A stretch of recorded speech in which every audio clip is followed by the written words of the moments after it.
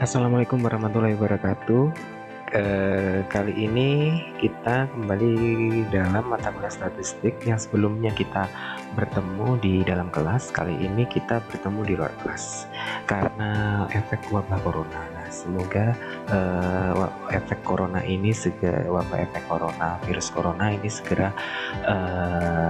ditemukan obat penawarnya, dan saudara-saudara kita yang terjangkit virus corona bisa disembuhkan.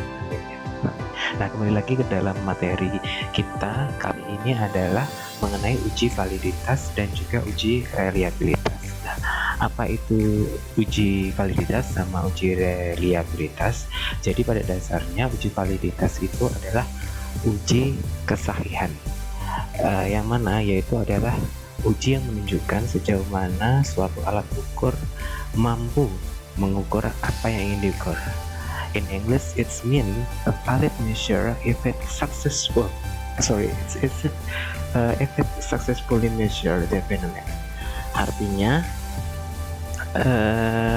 jadi angket yang kita isi kemarin itu bisa menjelaskan tentang variabel yang kita gunakan dalam penelitian. Nah, variabel yang kita gunakan dalam penelitian kemarin itu kan ada 3, X1, X2, dan Y.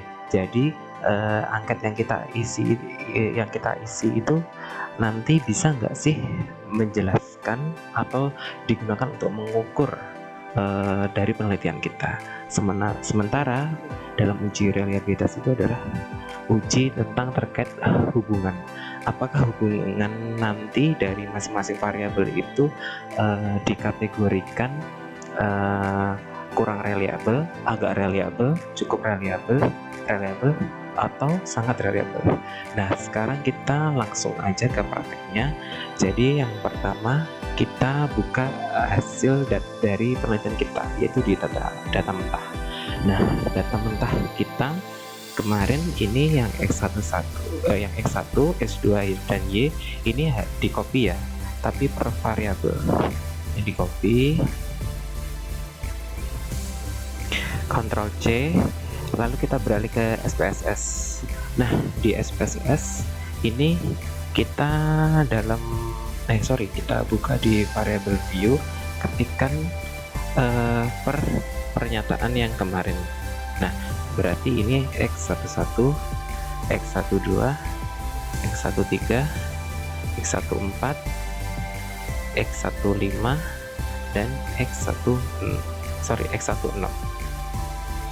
Jangan lupa ini desimalnya kita nolkan.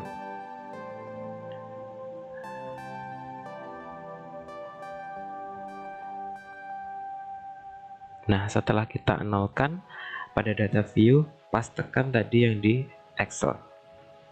Nah, setelah itu langsung kita uji pada menu Analyze, terus Scale, Reliability Analyze, terus tekan Ctrl A, pindahkan yang terseleksi ini S11 sampai S16 ke kolom items, lalu pilih statistik, centang pada descriptive for, pilih scale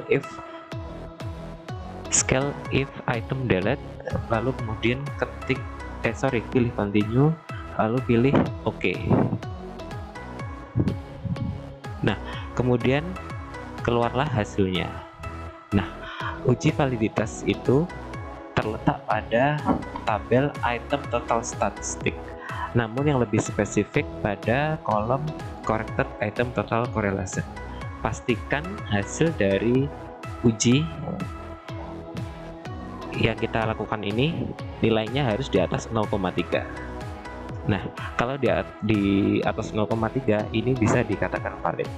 Namun kalau di bawah 0,3 ini dikatakan tidak valid. Nah, kalau untuk uji reliabilitas itu ada di tabel atasnya, yaitu di reliability statistik. Nilainya di kolom crown page alpha. Ini menunjukkan nilainya adalah 0,765. Nah, jangan lupa pada uji reliabilitas ada 5 kategori. Yang pertama yaitu apabila nilai Cronbach alphanya 0,00 sampai 0,2 itu artinya kurang reliable.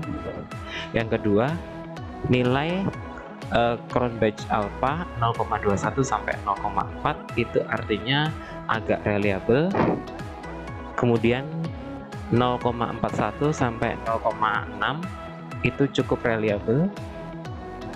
0,61 sampai 0,8 berarti reliable, dan yang terakhir 0,81 sampai 1 itu artinya sangat reliable.